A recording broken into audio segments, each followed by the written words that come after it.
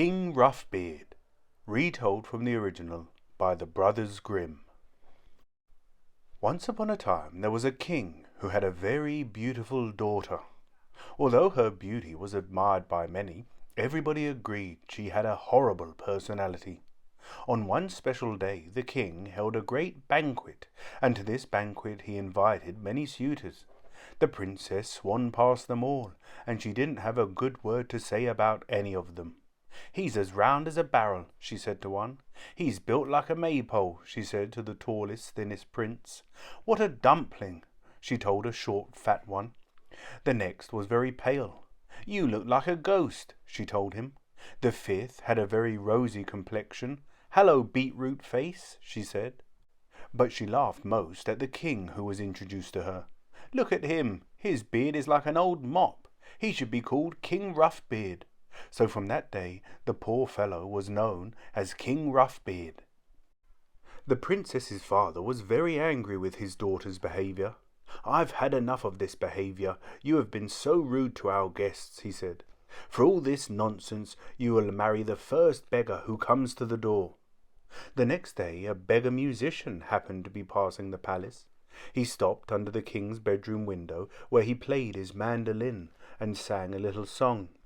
It cheered the king up, so he shouted to the servants below, "Let the man in."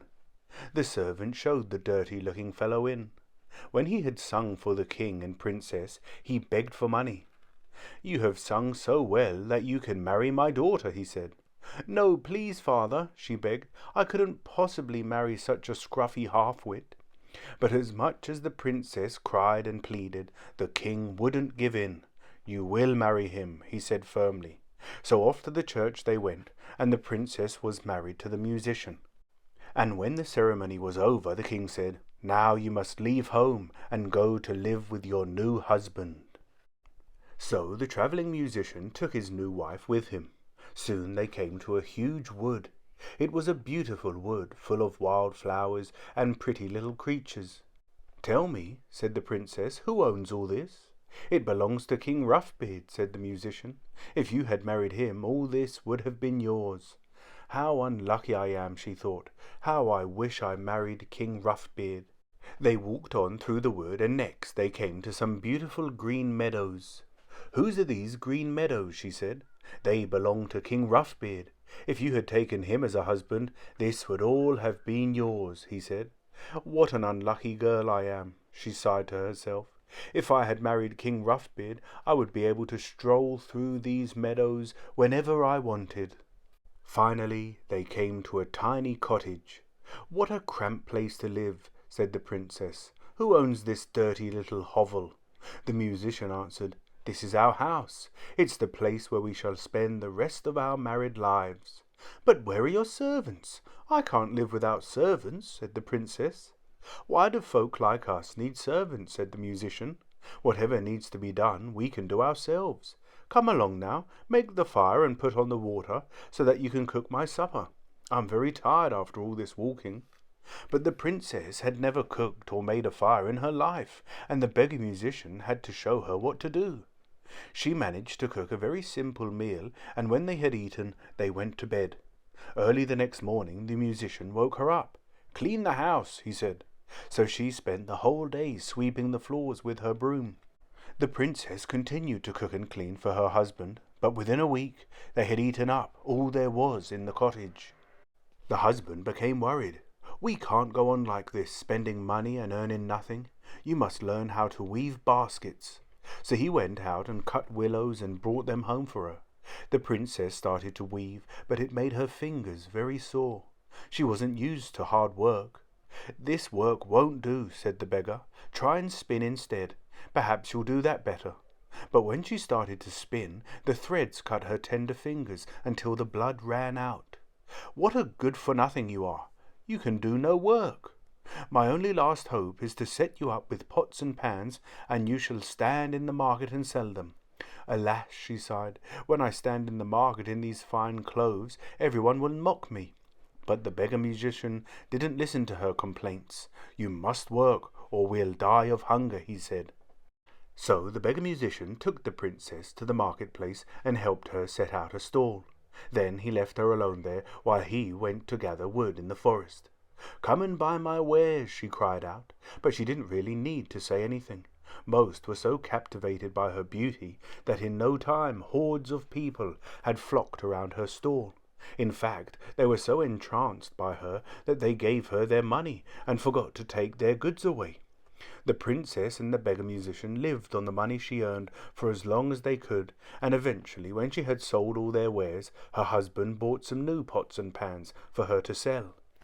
One morning, when the princess had just set up her market stall, a soldier came riding by. He was so drunk that he couldn't control his horse. As he galloped past, wine spilled out all over the place, and he knocked over all the princess's wares, smashing every single pot to pieces. The princess started to cry because she didn't know what to do. "What will become of me now?" she said. "All my wares are broken, and I will not be able to bring any money into the house. We will starve." So she ran straight home and told the musician what had happened. "What a silly girl you are," he said. "I told you not to set up your stall in the corner of the market where everybody passes. And you can stop your crying. It's obvious that you're not suited to this sort of work. Anyway, I've already been to the king's palace to ask if they needed a kitchen maid. They have promised to take you on there, and you will be able to bring plenty of food home." So the princess became a kitchen maid at the king's palace. She helped the cook to do all the dirtiest jobs. She cleaned out the oven and washed all the plates after the king's banquets. All the servants were kind to her, but she wasn't really happy there. Soon her pale, smooth hands looked red, chapped and rough. "Oh, how I wish I was back in my own father's palace, living the life of a princess. Perhaps if I'd treated people a bit better, I wouldn't be in this mess," she sighed. She didn't receive any money for her chores, but she was allowed to carry home some of the leftovers from the banquets. It was on these scraps of food that she and her husband lived. She had not been working there long when she heard that the king's eldest son would soon be visiting. "I heard that he's on his way to be married to a beautiful girl," one of the servants whispered to her. Everything at court had been prepared for his visit. The servants had spent days cleaning the palace, so it was spick and span. When the princess saw all the guests arriving at court in their beautiful gowns, it nearly broke her heart, because she was dressed as a simple kitchen maid. She knew that she was far too lowly and humble to be introduced to all the grand guests. After all, she hadn't even seen the king of the palace where she worked.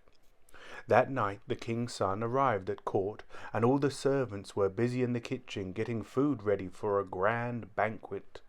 When the feasting was over, one of the servants gave the princess a huge platter of leftovers to take home. As the princess maid dashed through the banqueting hall with the platter, she bumped straight into the king's son. "Oh, I am sorry," she said, not even daring to look at his face. Everybody at court laughed and jeered at her, and she was so upset that she wished the earth would swallow her up. But the king's son was not angry, and he spoke kind words to her. "Don't worry about that mess," he said. "I'd be very happy if you would join me in this dance." She knew she couldn't refuse, but she trembled with fear when she realized who her dancing partner really was. It wasn't a prince at all. It was a king, King Thrushbeard. He held her tight and led her in the dance. When the music stopped, she ran to the door, but King Thrushbeard chased after her and caught up with her. He took her in his arms and said, "Don't be afraid. I am the musician who lived with you in the cottage. I brought you here because I loved you. You have also seen me dressed as a soldier." "Ah, are you the one who upset my stall and caused me so much trouble?" she said. "Yes, but I have done all this to cure you of your pride and to punish you for the cruel way you treated me. Now that is all over, and you have learnt to be humble and kind. It is time for us to celebrate our marriage feast in grand style." So the trumpeters played a fanfare, and the whole court gathered in their finest clothes, and happiest of all was the princess's father, who was guest of honor at the wedding. "What a wonderful change I've seen in you, my dear," he said. "I hope you'll forgive me and King Thrushbeard for playing this trick on you." "Well," said the princess, "you were rather hard on me, but I know now that I deserved it." And as the princess chatted happily to her father, sounds of laughter filled the court, and it was a day of great feasting that was enjoyed by everyone. The